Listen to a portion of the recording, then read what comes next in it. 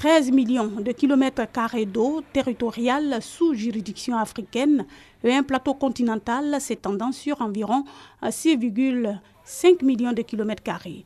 D'une superficie d'environ 30 millions de kilomètres carrés, le continent africain est riche de ses ressources maritimes qui lui proviennent des océans Atlantique et Indien ainsi que des mers Méditerranée et Rouge qui l'entourent. Mais ces richesses sous-exploitées sont détournées au détriment de l'Afrique. Ce sont 42 milliards de dollars de ressources qui sont détournées chaque année. Conscient de cette situation, l'Union africaine promeut aujourd'hui l'économie bleue, c'est-à-dire l'exploitation rationnelle des ressources maritimes pour le développement de l'Afrique.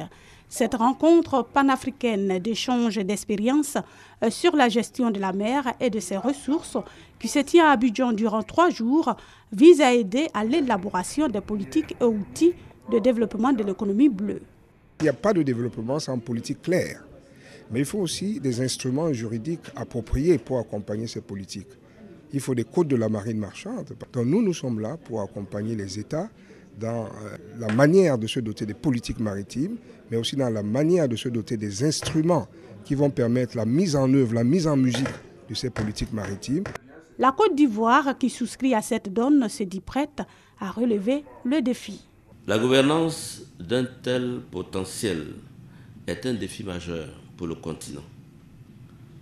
Pour sa part, la Côte d'Ivoire, pays côtier, qui veut bien assumer sa vocation maritime, est prête à relever le défi.